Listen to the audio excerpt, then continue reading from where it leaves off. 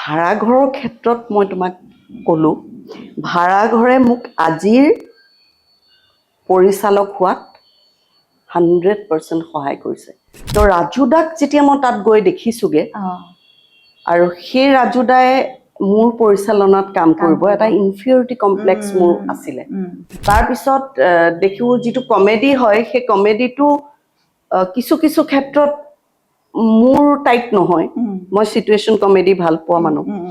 তাতেতো আৰু চব পেটটো উলিয়াই কিবা কিবি কৰে, সেইবোৰ মোৰ ভাল লগা নাছিলে। 6 মাহ মই ভিতৰে ভিতৰে কান্দিছোঁ আৰু ৰেজিগনেশ্যন লেটাৰ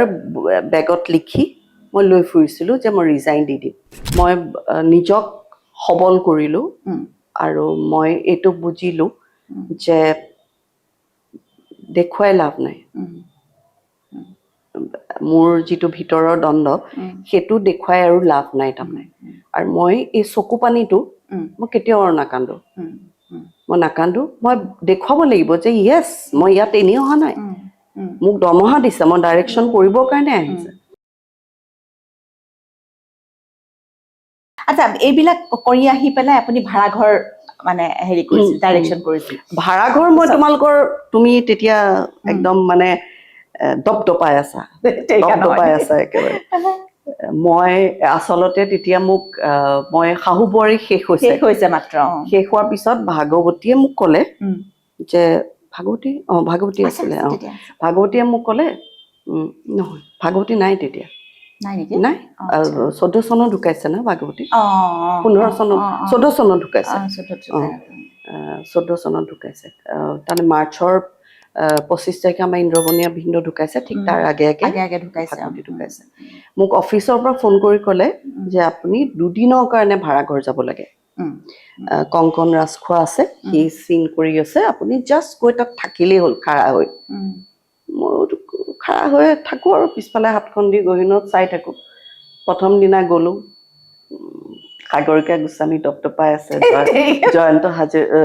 দাস একদম দপদপাই আছে, গোটেই মানুহ একদম মানে চব উঠি ৰজা বহি ৰজাৰ। ছেকেণ্ড ডেও গ'লোঁ, ছেকেণ্ড ডে ৰাতি মোলৈ ফোন আহিছে, আপুনি তাত থাকিব লাগিব, আপুনি ধৰক। মই ভাড়াঘৰৰ ক্ষেত্ৰত মই তোমাক ক'লোঁ, ভাড়াঘৰে মোক আজিৰ পৰিচালক হোৱাত 100% সহায় কৰিছে। এতিয়া সোধা তুমি কেনেকে তাকে গ'লোঁ, গৈ পেলাই দেখিছোঁ। কিন্তু ভাড়াঘৰ আপোনাৰ কাৰণে কিন্তু এটা প্ৰত্যাহ্বানো আছিলে, কাৰণ বেলেগে চলিয়াই থকা এটা প্ৰজেক্ট, যিটো প্ৰজেক্টে ইমান নাম কৰি আছে। তাৰ ওপৰঞ্চি যিজন মোৰ গুৰু আছিল, যিজনে মোক, মই ৰাজু দাক, মই জয়ন্ত দাস, ৰাজু দা মোৰ গুৰু, ইন্দ্ৰবনীয়া ভিন্ন মোৰ গুৰু হয়, কিন্তু ৰাজু দা প্ৰকৃত গুৰু। কেলে ৰাজু দাৰ ডাইৰেকশ্যনতে মই কলেজত অহৰহ বেষ্ট এক্ট্ৰেছ পাইছোঁ, বেষ্ট টিম পাইছোঁ, ৰাজু দাৰ ডাইৰেকশ্যনতে। ৰাজু দাই মোক প্ৰথম নাটক, মানে ফুল ফ্লেজেড নাটক বুলি ক'লে নেচাৰেল নাটকত, য'ত মানে সঁচা অৰ্থত মানে ৰাজু দাই মোক কৰোৱাইছিলে দেই। আৰু মই বেষ্ট এক্ট্ৰেছ হৈছিলোঁ, বেষ্ট এক্টিঙৰ কাৰণে, আৰু মই কলেজত থকালৈকে পাইছোঁ। গতিকে সেইজন আৰু ৰাজু দাই মোক ক্লাছ 5ৰ পৰা পাইছে, বহুত সৰুৰ পৰা পাইছে, কাৰণ ৰাজু দাৰ মা তমাল বাইদেউ মোৰ গুৰু আছিলে। তমাল বাইদেউৰ আণ্ডাৰতে মই গাইড আছিলোঁ, আৰু তমাল বাইদেৱে মানে মোৰ মুখখন মেলিলেই গম পায়, এনেকুৱা আছিলে। তো ৰাজু দাক যেতিয়া মই তাত গৈ দেখিছোঁগৈ আৰু সেই ৰাজু দাই মোৰ পৰিচালনাত কাম কৰিব, এটা ইনফিৰিয়ৰিটি কমপ্লেক্স মোৰ আছিলে প্ৰথম অৱস্থাত। তাৰপিছত যেতিয়া গৈ পেলাই দেখোঁ, প্ৰথম একো তলা নলা ধৰিব পৰা নাই, কি হৈ আছে মানে। ওপৰৰ পৰা এটা পেজ এনেকে উৰি আহে স্ক্ৰিপ্টৰ, এইখন বোলে, তাৰ আগত কি আছে, পাছত কি আছে, একো নাজানো। সেইটো কৰিলোঁ, কৰি পেলাই তাৰপিছত আকৌ দিব, আকৌ এখন ওপৰৰ পৰা কাগজ এখন উৰি আহে। তো মই তেনেকে কাম কৰা বিধৰ নহয়, মোক একদম, মই ক'লো নহয়, মই যথেষ্ট হোমৱৰ্ক কৰোঁ। তাৰপিছত 2-3টা এপিছড হাতত থাকে, তেতিয়া থাকে আৰু মই ফুল স্ক্ৰিপ্ট লৈ কৰা। কি হৈ আছে, তথাপিও আৰু কোনেও মোক পাত্তাও দিয়া নাছিলা তোমালোকে। তাৰপিছত ট্ৰেকখন বহুৱাব কওঁ ইয়াত, শ্বৰ্ট ডিভিজন কৰালৈকে ট্ৰেক গৈ পাই তাত আচ্ছা কিয় নহ'ব মানে আচ্ছা নহ'ব কিয় নহ'ব কি কথা নাজানো আৰু তেতিয়া ঋতু আছিলে দেৱজিৎ আছিলে দেৱজিৎ বৰুৱা নাজানো আৰু মুঠতে মানে মোক একচেপ্ট কৰিবলৈ সিহঁতৰ দিগদাৰ হৈছিলে চবৰে কাৰণে তাৰপিছত দেখো যিটো কমেডি হয় সেই কমেডিটো কিছু কিছু ক্ষেত্ৰত মোৰ টাইপ নহয় মই চিটুৱেশ্যন কমেডি ভাল পোৱা মানুহ তাতেতো আৰু চব পেটটো উলিয়াই কিবা কিবি কৰে সেইবোৰ মোৰ ভাল লগা নাছিলে 6 মাহ মই ভিতৰে ভিতৰে কান্দিছো আৰু ৰেজিগনেশ্যন লেটাৰ বেগত লিখি মই লৈ ফুৰিছিলোঁ যে মই ৰিজাইন দি দিম তেতিয়া মই বিশেষ ব্যক্তি এগৰাকী ওচৰত গৈ মই কৈছিলোঁ যে মোক লাগিলে বৰলাকাইত যাব দিয়া মোক লাগিলে বাছত যাম কিন্তু ভাড়া ঘৰ মই নকৰোঁ কান্দি কান্দি কান্দি কান্দি মই 6 মাহ কান্দিছোঁ তেনেকৈ 6 মাহ তাৰপিছত এনেকুৱা ইনচিডেণ্ট আৰু আছে এটা ইনচিডেণ্ট যিটো নেকি আজি মই সেইটো ক'ম তাৰপিছত 6 মাহ কন্দাৰ পিছত মই ডেইলি বাইদেউলৈ ফোন কৰোঁ মিনু বাইদেউলৈ বাইদেউ মই নকৰোঁ চাকৰি নকৰোঁ মই ভাড়াঘৰ কৰিব নোৱাৰোঁ মানে মই পাৰা নাই তাৰমানে তাৰপিছত ক'ব নোৱাৰোঁ মোৰ মাইণ্ডত মানে মোৰ এটা বস্তু কেনেকৈ মোৰ আহিলে ক'ব নোৱাৰোঁ যে আৰে কিয় নোৱাৰিম মই ডাইৰেক্টৰ মোৰ মতে হ'বই লাগিব তাৰপিছত এনেকৈ স্ক্ৰিপ্ট মোৰ মতে নহ'ব মই তেতিয়া হিমাংশু আছিলে এতিয়া আমাৰ লগতে কাম কৰে সেইদিনাখন তাৰ লগত কথাটো ওলাইছিলে এনেকৈ তুমি যে পঠিয়াই দিছিলা তাৰপিছত তেতিয়া মই ক'লো সি তাৰ কিবা মাকৰ নে কাৰোবাৰ কিবা বেমাৰ হ'ল সি গুচি গ'ল স্ক্ৰিপ্ট ৰাইটাৰ নাই তেতিয়া মই জ্ঞান বৰুৱাক ইন্ট্ৰডিউচ কৰিলোঁ ভাড়াঘৰত কাৰণ মই তাক জন্ম দিয়া আছিলে তেতিয়া ৰাজু দাই কয় আহি গ'ল শিৱসাগৰক লৈ আহিলে বাপৰে বাপ তাৰপিছত মই বহুত বল্ড হৈছোঁ মানসিকভাৱে মই যথেষ্ট নিজক বুজাইছোঁ যে নহ'ব মোৰ মতে হ'বই লাগিব গোটেই বস্তুটো মই হাতত আনিবই লাগিব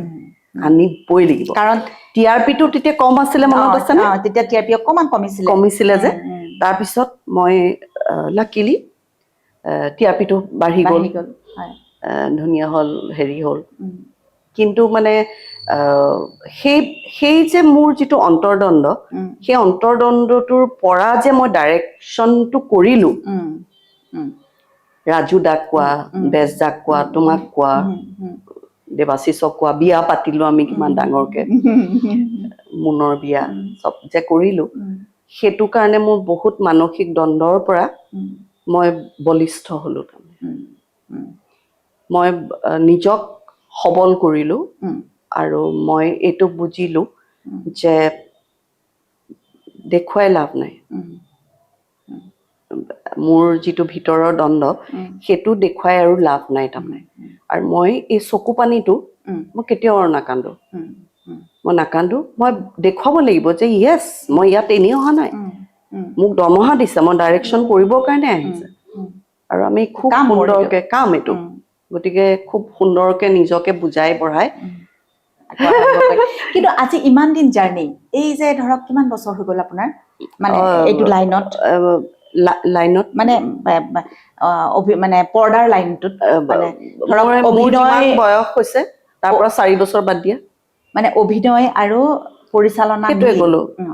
মোৰ যিমান বয়স হৈছে তাৰ পৰা 4 বছৰ বাদ দিয়া 4 বছৰৰ পৰাতো আৰম্ভ হৈছে আপোনাৰ জাৰ্ণি যে এই গোটেই সময়খিনিৰ ভিতৰত আপুনি ভাবেনে যে এগৰাকী আৰ্টিষ্ট বুলি মই কৈছোঁ মই পৰিচালিকা বা অভিনেত্ৰী বা বুলি কোৱা নাই এগৰাকী আৰ্টিষ্ট এগৰাকী শিল্পীৰ যিটো মৰ্যাদা বা এগৰাকী শিল্পীয়ে যিটো পাব লাগে আজিৰ তাৰিখত ইনু বৰুৱা হিচাপে এগৰাকী শিল্পীয়ে যিটো পাব লাগে সেইটো আপুনি পাইছেনে মানে আপোনাৰ তলৰ চামৰ মৰম সন্মান এইটো বাদ দি সেইটো যথেষ্ট কৰিবই কাৰণ যিসকলে শিল্পীক মৰ্যাদা দিব জানে তেওঁলোকে দিবই কিন্তু মই ইয়াত এটা কথাই ক'ব খোজো সেই আৰম্ভণি ইনু বৰুৱা যি আছিলোঁ আজি গোটেই জীৱনটো মই দিছোঁ গোটেই জীৱনটো দিছোঁ দেই মই আৰু পৰিচালক হিচাপে মই 20টা বছৰ দিছোঁ য'ৰ পৰা আৰম্ভ কৰিছিলোঁ মই কিন্তু তাতেই আছোঁ আজি বহুত শূন্যতা আছে শূন্যতা খিনিক মই পূৰণ কৰিবই পৰা নাই দেখোন হয়তো মোৰ অকণমান ইন্ট্ৰভাৰ্ট কিছুমান স্বভাৱৰ কাৰণে হয়তো মই নিজৰ